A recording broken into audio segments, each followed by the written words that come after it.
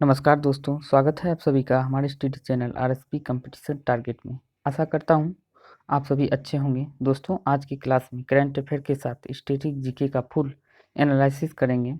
यह क्लास आपके लिए कितना हेल्पफुल है, कमेंट बॉक्स में कमेंट जरूर करें। दोस्तों, अगर इस क्लास का आप पीडीएफ चाहते हैं तो वीडियो के नीचे डिस्क्रिप्शन में टेलीग्राम का लिंक दिया हुआ है, वहाँ से जाके आप इस क्लास का पीडीएफ नोट बुक डाउनलोड कर सकते हैं। चलिए इस क्लास को बिना विलंब किए स्टार्ट करते हैं। चलिए तो दोस्तों, आज की क्लास को स्टार्ट करते हैं इस मोटिवेशन लाइन के साथ। आज की मोटिवेशन लाइन है, भीड़ हमेशा उस रास्ते पर चलती है, भीड़ हमेशा उस रास्ते पर चलती है जो रास्ता आसान लगता है, जो रास्ता आसान लगता है। लेकिन इसका मतलब यह नहीं कि भीड़ हमेशा सही रास्ते पर चलती है। अपने रास्ते खुद चुनिए, क्योंकि आपको आपसे बेहतर और कोई नहीं जानता है। सही बात है, अपने आप को पहचानने का जुनून आपके अंदर है और आपसे बेहतर आपको कोई नहीं जानते हैं। उसके अंदर को जुनून, अपने अंदर के जुनून को जगाइए और तैयारी को और भी ज़्यादा मजबूत बनाइए। चलिए तो बिना विलंब किए क्लास को स्टार्ट करते हैं। यह क्लास आपको बीपीएससी, बीएसएससी, एसएससी, रेलवे और स्टेट पीसीएस आदि सभी की परीक्षाओं से संबंधित जो भी सामान्य अध्ययन से संबंधित परीक्षाएं हैं, सब में आपको काम आने वाले हैं। और आपको यह स्टैटिक जीके और करंट अफेयर के साथ पूरी बेसिक से आप क्लास मिलेगी और आप यह क्लास को देखकर आपको खुद ही अंदाज़ा लग जाएंगे कि कितना आपके लिए हेल्पफुल है। चलिए तो क्लास को स्टार्ट करते हैं। पहला नंबर क्वेश्चन है, हाल ही में यूनेस्को विश्व धरोहर स्थल के अस्थायी सूची में भारत के कितने स्थल शामिल हुए हैं? भारत के कितने स्थल शामिल हुए हैं? 6 स्थल हाल ही में शामिल किया गया है। बात करते हैं भारत के पहले वर्तमान में कितने विश्व धरोहर स्थल संपत्तियां हैं? वर्तमान में भारत के पास 38 विश्व धरोहर संपत्तियां हैं। यूनेस्को का फुल फॉर्म की बात करते हैं तो United Nation Educational Scientific and Cultural Organisation UNESCO का फुल फॉर्म होता है। और बात करते हैं ASI का फुल फॉर्म यानी archaeology survey of India. UNESCO की स्थापना की बात करें तो 1946 में यूनेस्को की स्थापना हुआ था। और यूनेस्को की बात करें तो यह जो संस्था है, पूरे वर्ल्ड लेवल पर जितने भी विश्व धरोहर है उसको संरक्षित करना और उसको सुरक्षित और संरक्षित रखना इसका उद्देश्य है। और बात करते हैं भारत में आर्कियोलॉजिकल सर्वे ऑफ इंडिया के द्वारा ये जितने भी इंडिया के अंदर अपने राष्ट्रीय धरोहर होते हैं उसको संरक्षित ASI यानी आर्कियोलॉजी सर्वे ऑफ इंडिया के द्वारा किया जाता है। वर्तमान में ASI के द्वारा 9 स्थलों का प्रस्ताव यूनेस्को को भेजा गया था, जिसमें कि 6 स्थलों का चयनित यूनेस्को द्वारा किया गया है। और वर्तमान में बात करें तो 38 भारत के पास अभी विश्व धरोहर स्थल है और टोटल 48 हो जाएंगे। अगर इस सबको मान्यता मिल जाते हैं तो भारत के पास कुल और अस्थायी विश्व धरोहर की संख्या 48 हो जाएंगे। तो नेक्स्ट क्वेश्चन की बात करते हैं, देखते हैं कि कितने कौन कौन से स्थल हाल ही में भारत के स्थल को जोड़ा गया है। 6 स्थल विश्व धरोहर को अस्थायी 10 स्थल को के रूप में जो सेलेक्ट किया गया है, ये सब स्थल हैं। Satpura tiger reserve, iconic river front at Varanasi, Hire बैंकल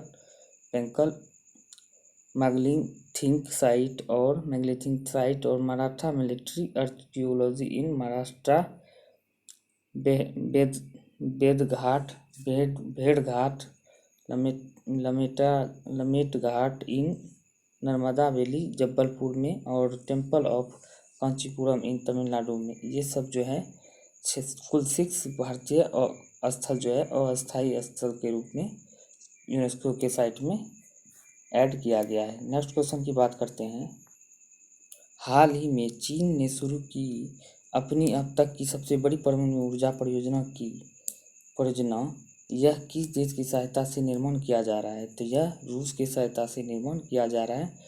बात करते हैं चीन की। चीन और रूस के संयुक्त रूप से तियान-1 परमाणु ऊर्जा संयंत्र की इकाई 7 और 8 और चीन में जुरापू परमाणु ऊर्जा संयंत्र की इकाई जो 3 और 4 के निर्माण के लिए सहमत हुए, जो चीन में अब तक का सबसे बड़ा परमाणु ऊर्जा संयंत्र है। चूँकि बात करते हैं परमाणु ऊर्जा कुशल और स्वच्छ है, इसलिए चीन में परमाणु ऊर्जा संयंत्र की 4 इकाइयाँ पूरा होने के बाद कार्बन डाइऑक्साइड उत्सर्जन को भी प्रभावी ढंग से कम करेंगी और यह भारत के लिए एक चिंता का विषय है। भारत के लिए क्योंकि यह चिंता का विषय है, क्योंकि ये भाई साहब कुछ न कुछ बीच बीच में करते रहते हैं। और नेक्स्ट क्वेश्चन की बात करते हैं। नेक्स्ट यानी बात कर लेते हैं, तो रूस के राष्ट्रपति वर्तमान में व्लादिमीर पुतिन है और चीन के राष्ट्रपति अभी शी जिनपिंग है। नेक्स्ट क्वेश्चन है, विश्व स्वास्थ्य संगठन ने किस देश की कोविड-19 वैक्सीन को आपातकालीन उपयोग के लिए सूचीबद्ध किया है? तो ये चीन की वैक्सीन को आपातकालीन उपयोग के लिए सूचीबद्ध किया है। चीन भी तो बहुत ही कलाकार देश है, जो बीच बीच में कुछ न कुछ करते रहते हैं, चुपचाप नहीं बैठने का नाम ले रहे हैं। नेक्स्ट क्वेश्चन की बात करते हैं, विश्व मेट्रोलॉजी दिवस हर साल किस तिथि को मनाया जाता है? विश्व मेट्रोलॉजी दिवस हर साल किस तिथि को मनाया जाता है? ये मनाया जाता है 20 मई को मनाया जाता है। बात करते हैं विश्व मेट्रोलॉजी दिवस की। हर साल 20 मई को विश्व स्तर पर मनाया जाता है। इस दिन कई देशों मिलकर अंतर्राष्ट्रीय स्तर पर मेट्रोलॉजी और संबंधित क्षेत्र में इसकी उन्नति के बारे में जागरूकता पैदा करने के सहयोग करते हैं। यह दिवस 20 मई को 1875 ईस्वी में मीटर कन्वेंशन पर हस्ताक्षर होने के उपलक्ष्य में मनाया जाता है। मीटर कन्वेंशन पर हस्ताक्षर होने के उपलक्ष्य में मनाया जाता है। नेक्स्ट क्वेश्चन की बात करते हैं विश्व मेट्रोलॉजी दिवस 2021 का विषय है, यानी थीम है स्वास्थ्य के लिए मापन विश्व 2021 के लिए थीम है। और बात करते हैं 20 मई 2017 को संपूर्ण विश्व में विश्व माप विज्ञान दिवस मनाया जाता है। वर्ल्ड मेट्रोलॉजी डे मनाया जाता है 2017 से। नेक्स्ट क्वेश्चन की बात करते हैं, किसने भारत में शीर्ष प्रकाशकों के साथ न्यूज शोकेस जारी किया है? न्यूज शोकेस जारी किया है, गूगल ने जारी किया है।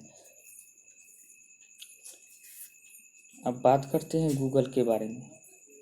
तो गूगल की स्थापना की बात करें तो 1998 में हुआ था। 1998 में हुआ था। और गूगल की सीईओ की बात करते हैं तो वर्तमान में सुंदर पिचाई गूगल के सीईओ हैं।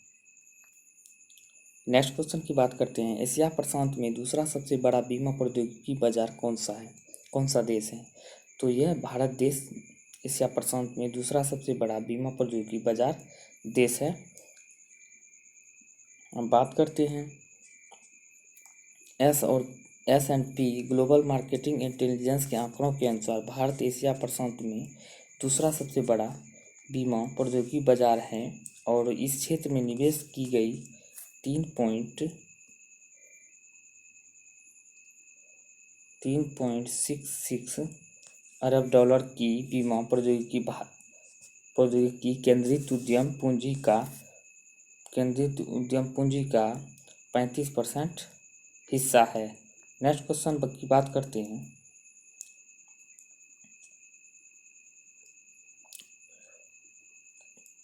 EY के अक्षय ऊर्जा देश आकर्षण सूचकांक में भारत कौन से स्थान पर है? EY के अक्षय ऊर्जा के देश आकर्षण सूचकांक में भारत कौन से स्थान पर है? तो ये भारत की बात करते हैं तो ये तीसरे स्थान पर है। तो तीसरे स्थान पर है। बात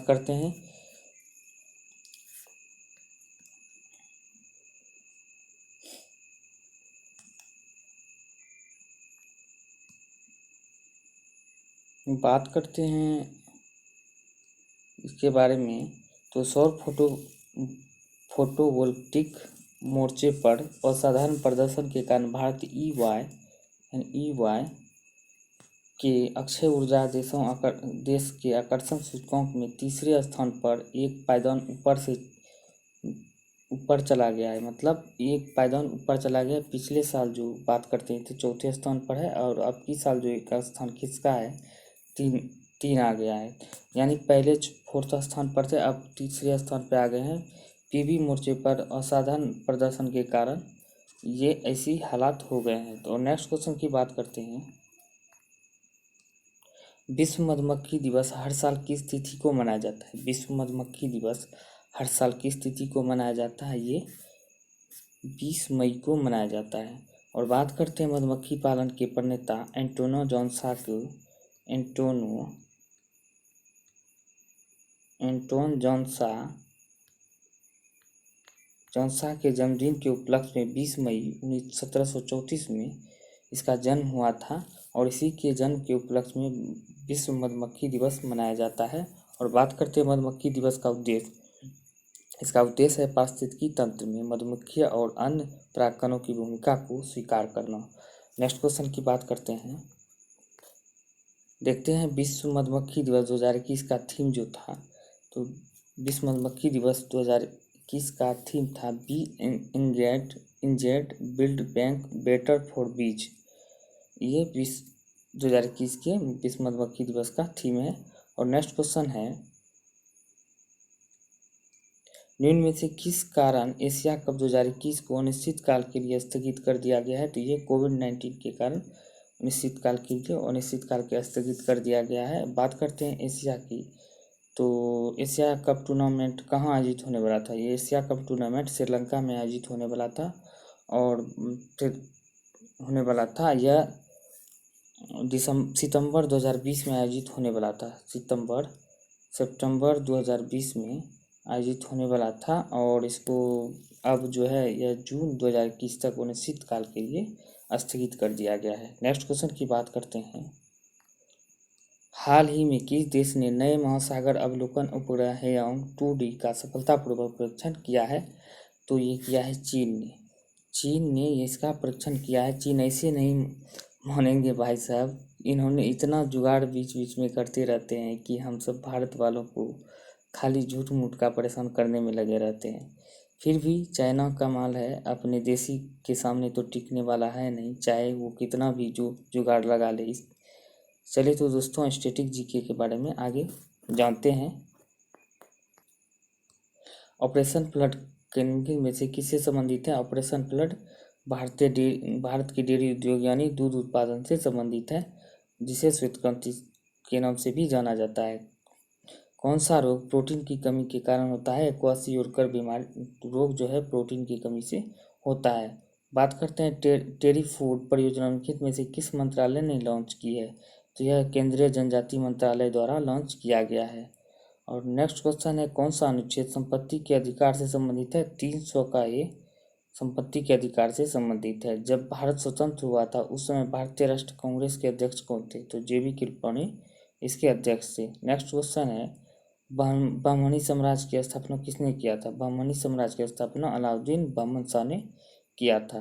नेक्स्ट क्वेश्चन है, सलारगंज संग्रहालय किस शहर में स्थित है? निम्नलिखित में से किस शहर में स्थित है? सलारगंज संग्रहालय हैदराबाद में स्थित है। कौन सी नदी अमरकंटक पहाड़ियों से निकलती है? तो नर्मदा सोन जो है अमरकंटक की पहाड़ियों से निकलती है। अशोक किस राजवंश के शासक थे? तो मौर्य राजवंश के शासक थे। उन विभिन्न पारिस्थितिकी तंत्र के एक संग्रह को क्या कहा जाता है जिनमें एक समान जलवायु पारिस्थितिकियाँ पाई जाती है? तो ये जीवोम कहा जाता है।